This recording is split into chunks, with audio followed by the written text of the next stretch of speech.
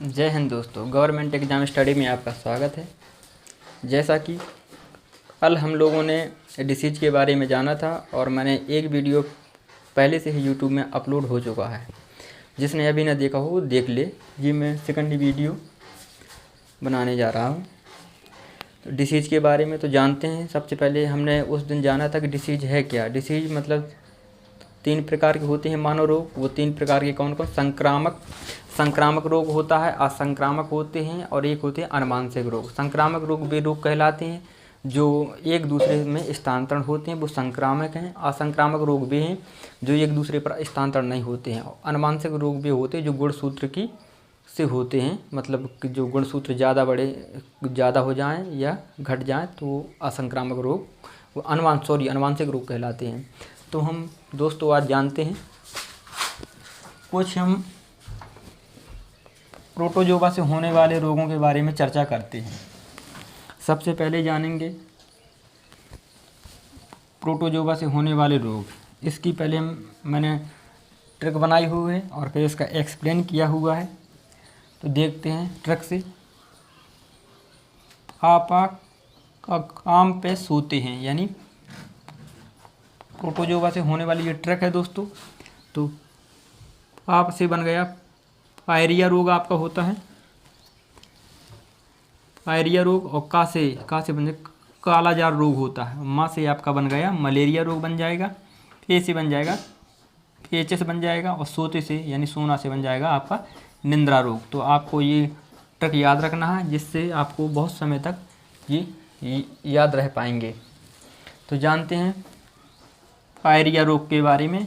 Pyorrhoea रोग आपका होता है एंटी अमीबा जिंजीबेलिस से ये होता है। और इसमें जो आपका प्रभावित अंग जो होता है वो होते हैं मसूड़े।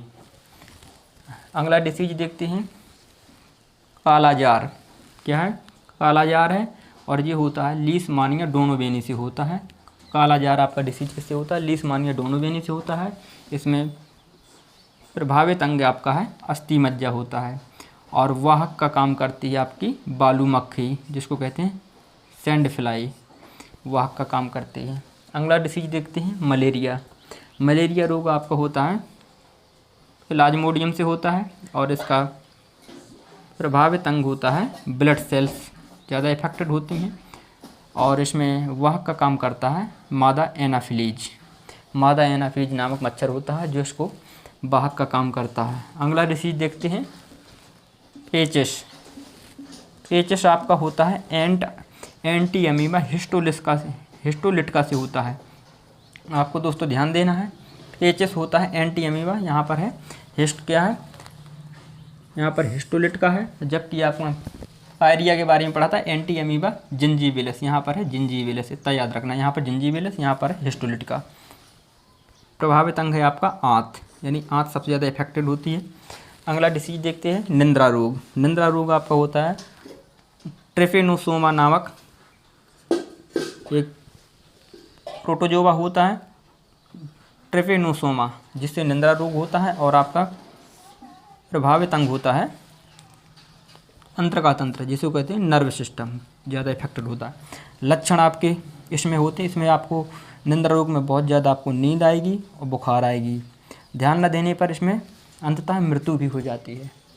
अब देखते हैं कवक से होने वाले रोग, यानी फंगस से होने वाले रोग के बारे में चर्चा करते हैं। सबसे पहले हम जानेंगे, इसको याद करने के लिए ट्रिक के बारे में चर्चा करेंगे। इसकी ट्रिक क्या है? तो मैंने ट्रिक बहुत एक अच्छी ट्रिक बनाई हुई है, जिसको आपको याद रहेंगे। गंजा दमान खाए फ्रूट, आपको याद रखना, गंजा दमान खाए फ्रूट, ये आपको ट्रिक याद रखना है।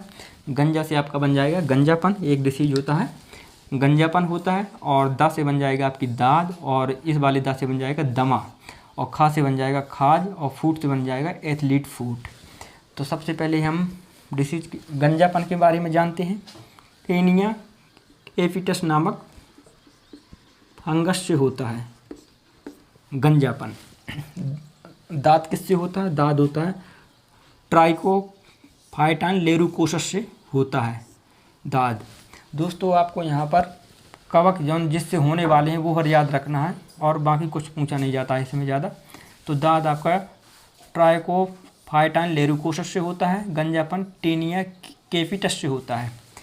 अब अगली डिसीज के बारे में चर्चा करते हैं। दमा। दमा आपका होता है एस्परजिलस फ्यूमिगेटस से होता है, और आपका इफेक्टेड अंग होता है फेफड़ा यानी लंग्स ज़्यादा इफेक्टेड होते हैं। अब अगला डिसीज है खाज। खाज के बारे में, खाज आपका होता है एकेरस इसके बीज, याद रखना दोस्तों कभी एग्जाम में आते हैं। खाज होता है एकेरस इसके बीज से होता है। और अगला देखते हैं एथलीट फूट। एथलीट फूट एक रोग होता है जो होता है टीनिया पेडिस टीनिया पेडिस से होता है। एक यहाँ पर एक इम्पोर्टेंट पॉइंट है आपको याद रखना है, गंजापन होता है केपिटस से, यहाँ पर के है और यहाँ पर ओनली पेडिस से, टीनिया पेडिस से एथलीट फूट होता है।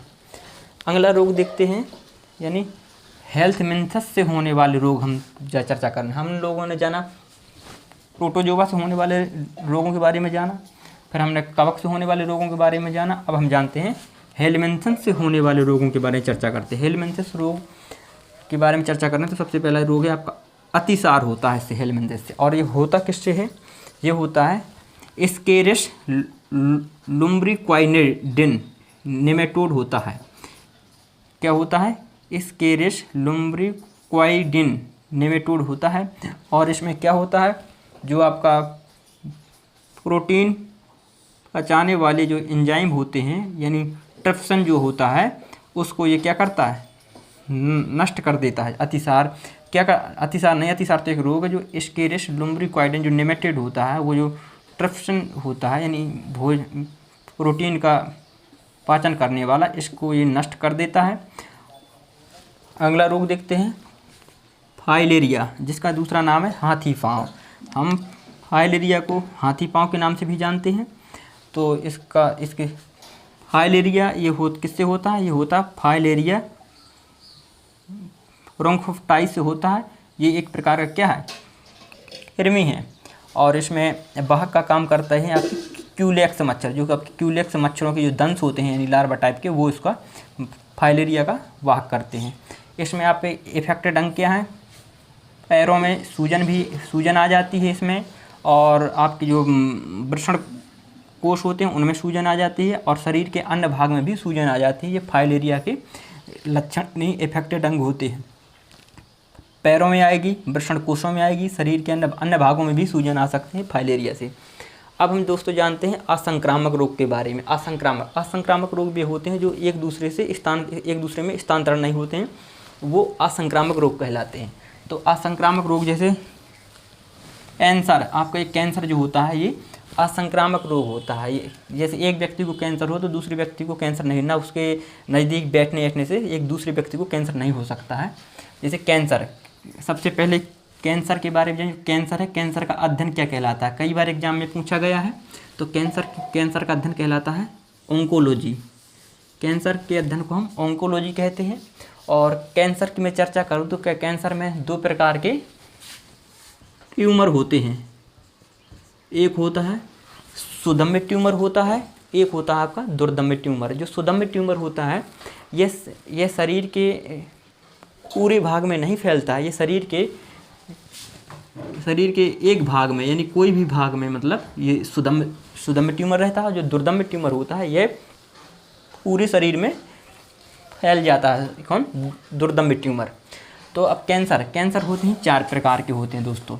एक होता है सार्कोमा, दूसरा होता है सार्कोमास और कार्सिनोमास, तीसरा होता है ल्यूकीमियास और चौथा होता है लिम्फोमास। जो सार्कोमास होता है यह कैंसर आपका होता है हड्डी यानी अस्थि और मांसपेशी और लिम्फ नोड में, ये सार्कोमोनास नामक ये कैंसर पाया जाता है यानी होता है। जिसको भी कैंसर होता है तो सार्कोमोनास यानी हड्डी, मांसपेशी, लिम्फ नोड उपचार यानी सार्कोमोनास आपका कैंसर इसमें होता है।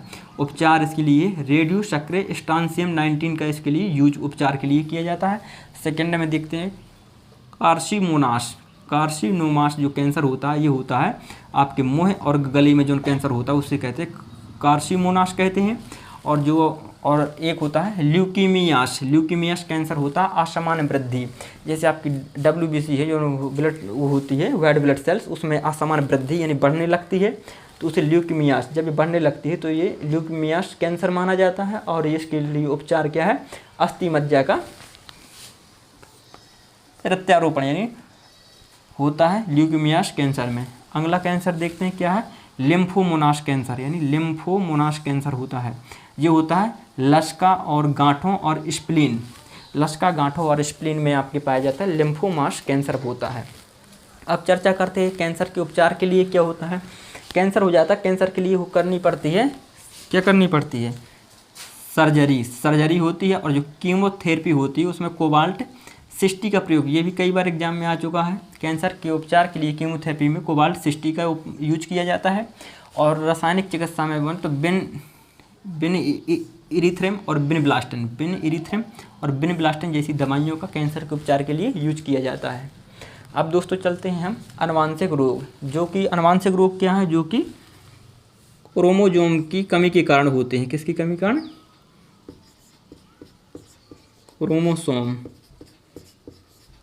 क्रोमोसोम की कमी के कारण होने वाले रोग आनुवांशिक रोग कहलाते हैं, जिनको हम जन्मजात रोग भी कहते हैं। अब जानते हैं, जैसे पहला रोग है वर्णधांधता। वर्णधांधता रोग में क्या होता है, वर्णधाता रोग में जो रोगी होता है वो लाल और हरा रंग उसे दिखाई नहीं देते, यानी वो लाल और हरा रंग में अंतर नहीं समझ पाता है, वो वर्णधांधता रोग कहलाता है। और इसमें वाहक का काम करती हैं आपकी स्त्रियां, लेडीज वाहक का काम करती हैं वर्णधांधता रोग में, लाल हरा रंग दिखाई नहीं देता है।